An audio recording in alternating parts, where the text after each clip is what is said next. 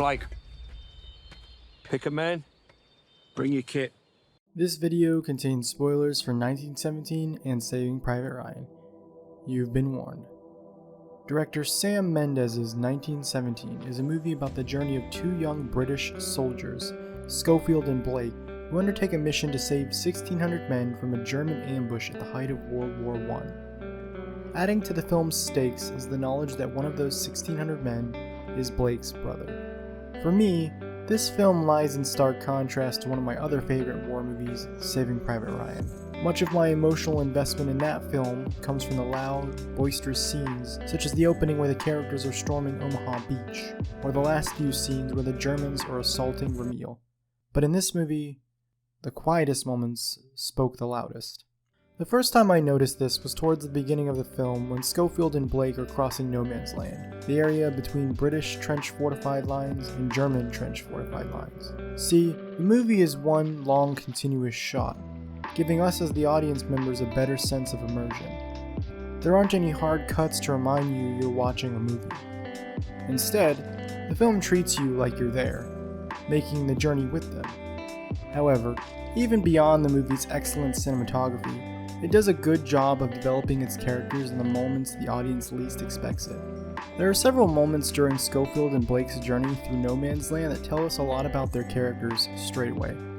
Early on, Schofield injures his hand on some barbed wire and grits his teeth through the pain because he knows getting across no man's land is more important than his hand. Later, he falls down a crater when the two of them have to hide from what they think might be enemy aircraft. It's in this moment that the camera pans over to Schofield's already bloody hand inside the blown-out stomach of a rotted, rat-infested, and bloated corpse. He pulls his hand out and exchanges glances with Blake, but says nothing about it. We as the audience are left to cringe, but we're also left with a stark impression of who Schofield is as a character because of these two small scenes. This mission isn't about him, and he's not about to make it about him. We get to see the character stakes gradually escalate minutes later when a German trap is activated that buries Schofield under some rubble. He screams for his life before Blake saves him. Moments later, we're shown the implicit trust between the two as Schofield, still blind from the trap, trusts Blake enough to jump over the ravine. And while these developments do come during active scenes throughout the movie, the more important bit here is what comes next. After the two of them escape the mine, Schofield looks over to Blake and asks him a simple question. Why me? Why did you have to pick me? Blake's response to this is just as telling. I didn't know. I didn't know what I was picking you for. To which Schofield replies, you always do that. You always go off without thinking. This tracks back to what the audience has experienced about Blake's character from the very first moments of the film when he wakes Schofield up from a nap because he needed a partner for something. It also tracks back with the scene immediately following the opening shot where the two learn that Blake's brother's company is in danger. Blake immediately rushes to the front line to try to get to no man's land, no matter the cost, where Schofield tries to get them to wait for nightfall. This scene gives the audience a very clear picture of what these characters' personalities are in very few words. One is more reckless, and one is more cautious. When looking back at the moments they escaped the German trap, it's important because it is shown to us how tired Schofield is. Unlike the scene with him injuring his hand, we get to see him scared and vulnerable and voicing his concerns to Blake over the situation, where minutes ago he was keen to grit his teeth, bite his tongue, and bear the pain. Again, their personalities clash when a German pilot is downed during a dogfight. The lower half of the man's body is engulfed in flames, and Schofield suggests putting him out of his misery, but Blake suggests that they have to help him. Schofield acquiesces and goes to the well to get the injured man some water, only to turn around and see Blake being stabbed to death by the German they just saved. Blake dies, and the audience is left with a quiet scene where Blake's family rings are removed so that Schofield can give it to his brother when he finds him. Seconds pass, and a British commander and his forces come over from the road to help, having seen the plane go down. Schofield is commanded to leave Blake's body behind. He doesn't move. He sits there for a minute, contemplating his actions, because he doesn't want to leave his friend behind. The next scene sees Schofield taking a ride with some other soldiers so he can travel some of the way to Acoust, near where Blake's brother's company is. And for the first part of this scene, he says nothing. He only stops to say anything when the truck he's in gets stuck in the mud. He pushes and pushes with all of his might and can't get it to budge.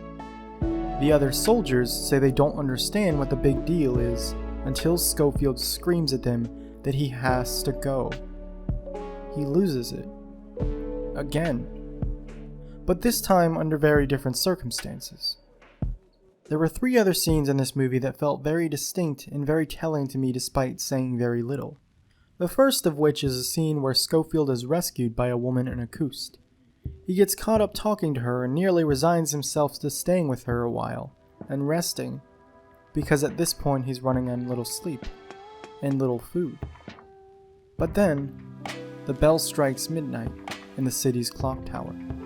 A painful realization comes over Schofield's face as he realizes it's getting closer and closer to the time of the German attack, and that he has to go. He's caught by the guards upon leaving the city and is forced to jump into the nearby river for safety. It's here that he has to battle against the rocks, the current, and a waterfall so that he doesn't drown. He soon overcomes these obstacles and floats on his back while anchored to a log so that he can rest. And then he closes his eyes and falls asleep, only to be woken up because he takes in water. Rarely in film have I ever seen such a simple yet powerful example of how to convey to the audience that a character is tired than to have them fall asleep while still treading water. The last scene I want to talk about is actually the last one in the film. Schofield does everything he needs to. He delivers the message and gets the company to call off the attack, and informs Blake's brother of Blake's death. And then he sits down at the base of a tree and looks out at the setting sun while looking over pictures of his wife and child. Earlier in the film, the audience is treated to exposition from Schofield, where he expresses he traded a medal he previously won in battle for bravery for a bottle of wine. Blake asks him why he did this, insisting that he could have given it to his family. And Schofield responds and says he hated being home. And as he's looking over the pictures of his family, reflecting on everything he's been through and everything he's witnessed in that 24-hour period of time, he turns the photo of his wife over and reads a message on the back. Come back to us. The movie fades to black. Those words alone, combined with everything else this character has been through, are enough to make us understand now that he's reconsidering the words he said to Blake. After all, he's seen the worst parts of the war and what it can do to people. This movie didn't open or close with a bang. It didn't open or close with a thought-provoking message or words of encouragement or wisdom about the folly of war. It closed the same way as it opened, with Schofield sitting against a tree. Except this time he sees the world differently than he did 24 hours prior. This time, there's no one coming to wake him up. Thanks for watching. If you liked this video, please make sure to like and subscribe for more content like this. If you want to be notified anytime I post new videos just like this, hit the notification bell too. Until next time, Tired Viewer, signing off.